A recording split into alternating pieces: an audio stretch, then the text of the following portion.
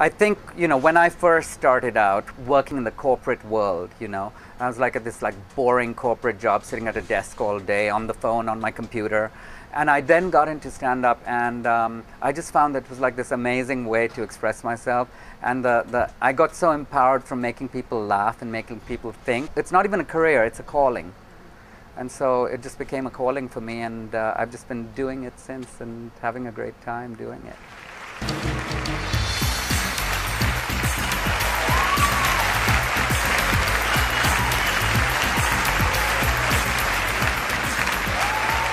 Hi, everybody. How are you? Oh my God, there's so many South Asians in this room. Wow. Anyone else from Punjab here? Punjabis always make noise. For those of you, I know a lot of people don't know much about the geography of India. For those of you who don't know where Punjab is, it's halfway between hand job and blow job.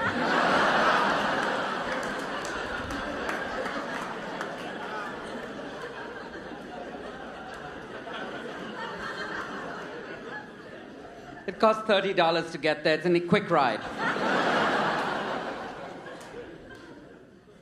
Indians are so damn squeamish. They just cannot talk dirty. It's like you could dare them. You could threaten their life, but they can't talk dirty. This is an Indian couple having phone sex. Hey, Savitri, what are you wearing?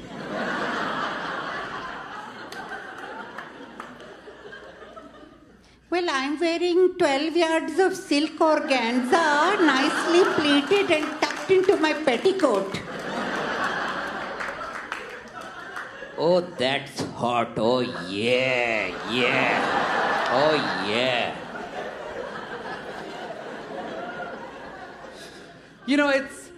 I think it's hard just going through life. Going through life is just difficult enough. But then we are born Indian, and we have to live in America. But I have a lot of other strikes against me, because besides just being Indian, I'm gay, and I'm an immigrant. Which means I fit in nowhere. The Indians think, he's gay. The gays go, he's Indian. The rest of America goes, he's a terrorist. I'm like, me, a terrorist? Hello? Well, firstly, terrorists don't say hello.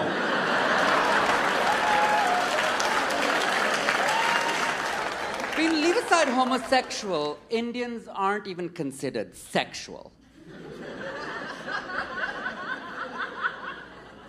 When's the last time you heard someone go, hey, check out the booty on Lakshmi? I gotta get me a piece of that. Or, nice package there, Subramaniam.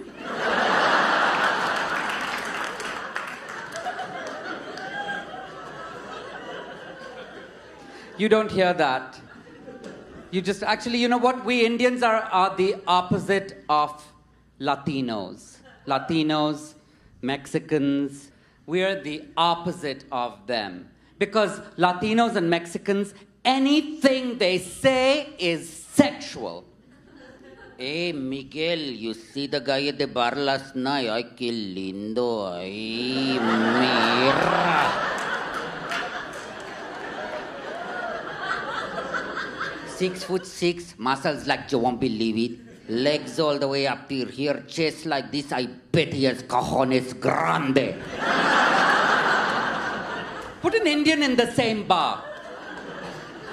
Hey, Maniratnam, you see the guy at the bar last night? I bet he has internet access.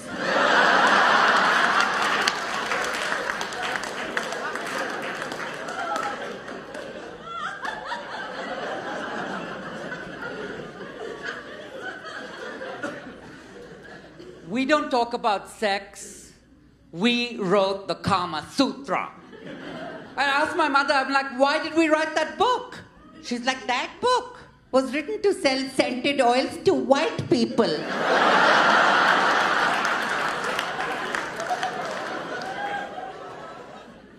So, I mean, I know you saw a lot of comics. Like, I was actually born in India. I was born in India. I grew up in India. And I actually went to school in India, too. And I went to this all-boys Catholic school. I know what you're thinking. He must have had a lot of fun. No. No. I was miserable. I had the worst time in my life. There was this one guy who used to follow me around going, Homa, oi Homa, oi Homa. You know, I was so petrified. I was just so petrified. It was like it scarred me for life. Homa, oi Homa, oi Homa. So petrified. But you know, I learned from that experience because I've started doing that now in New York.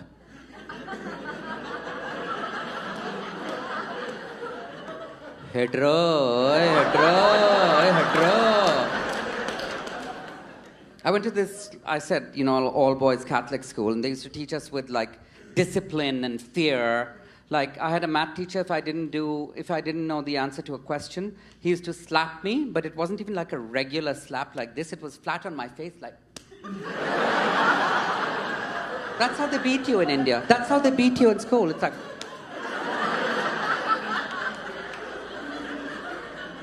No respect. It's like... And I enjoyed it. Now I have to take someone out to dinner to treat me like that.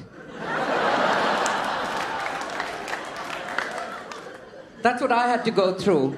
That's the kind of fear and humiliation I had to go through. I was so scared of being humiliated like that. I did really, really well at school. I'm used to being humiliated in private. I enjoy it, but in public... But I just went through... I just did really well at school, but I was so miserable. I was so miserable that I thought about suicide. I know, but then I was like, what if we Hindus are right about reincarnation? And I come back as myself?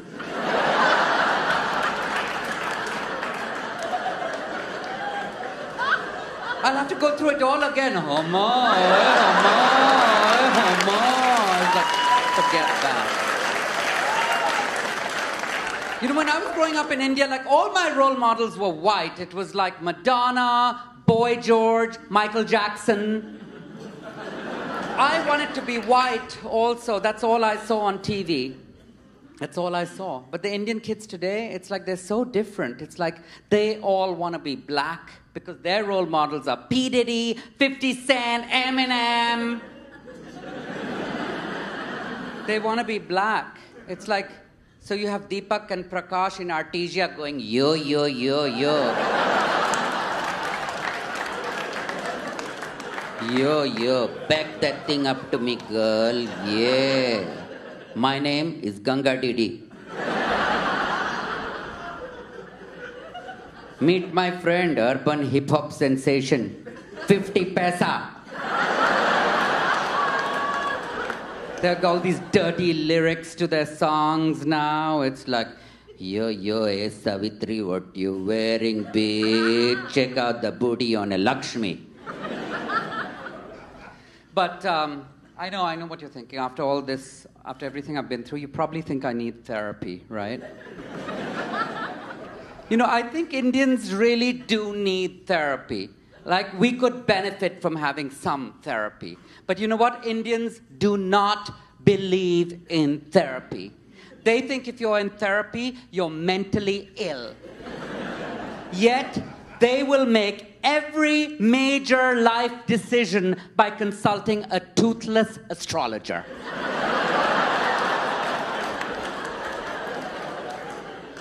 My grandmother has one, Babaji. She consults him on every single decision.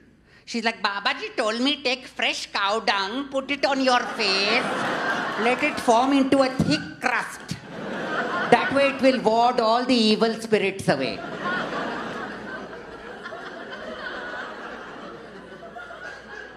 I'm like, yeah, but that stinks. She's like, shut up, homo.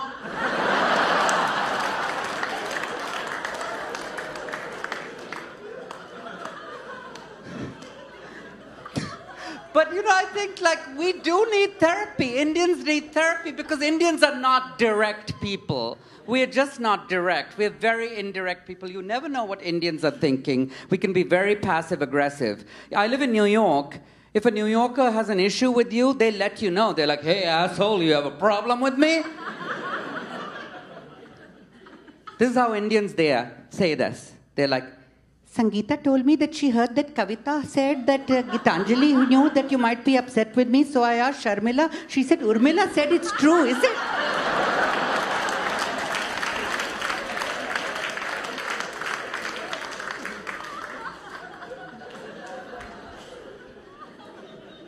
it's like, what? What did you say, bitch? What did you say to me? It's like, gone through so many circuits and like, oh. But I mean, you just look at the history of the world, it makes sense, you know. We're the most like passive, peaceful people in the world. Look at World War II. You know, Japan attacked Pearl Harbor, Germany invaded Poland, Gandhi refused cookies. He's like, no chips ahoy, we'll show the world.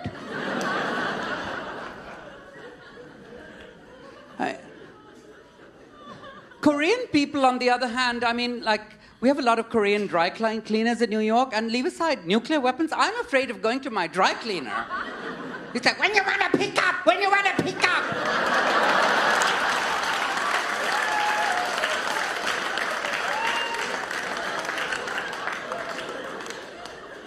I'm like, use some goddamn preposition. Stop shouting verbs and nouns at me.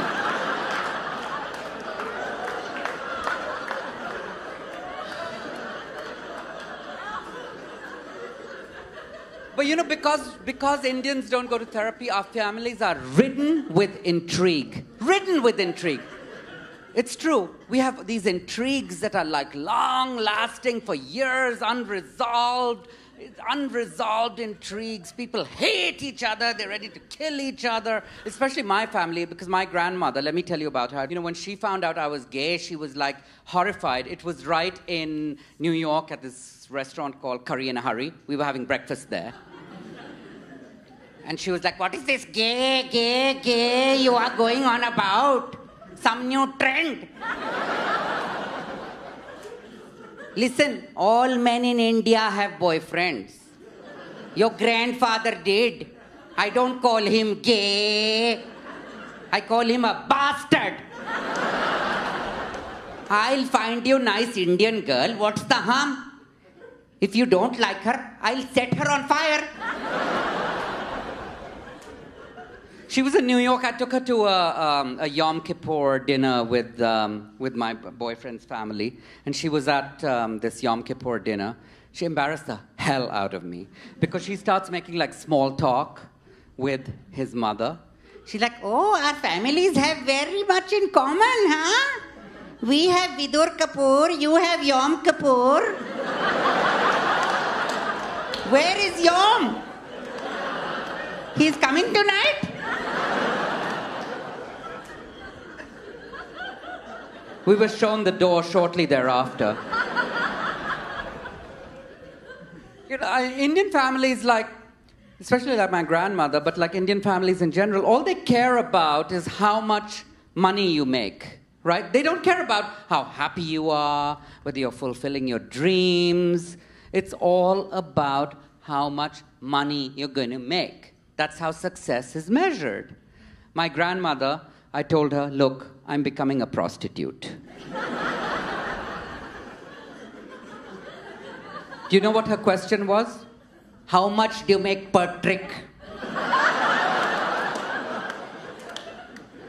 I said $2,000. She's like, well done, happy screwing.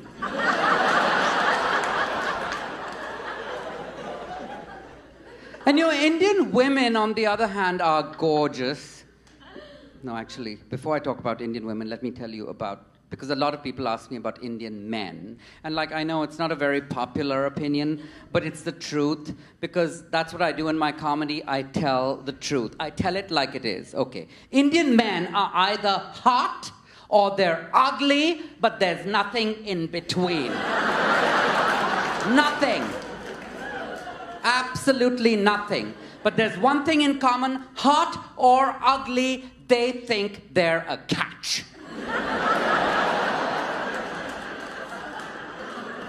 So you'll have some like grotesque specimen of humanity place a personal ad in an Indian matrimonial site.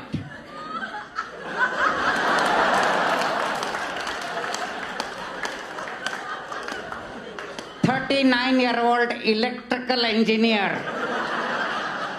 vegetarian and teetotaler, looking for tall, beautiful, slim, 25-year-old virgin. Must have long hair, big eyes, fair complexion, gold jewelry, high moral values, pleasing personality, huge dowry, tiny feet, and waxed mustache."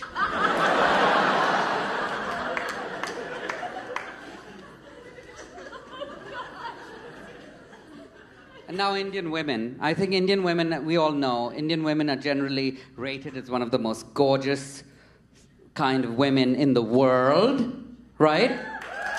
They are. It's so true. But something happens at middle age.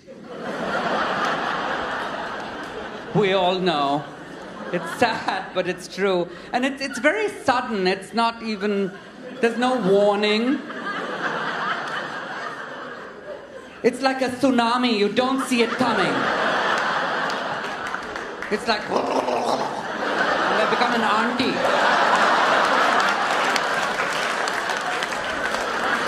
Thanks, you guys have been so fabulous. Thank you for coming tonight. Thank you.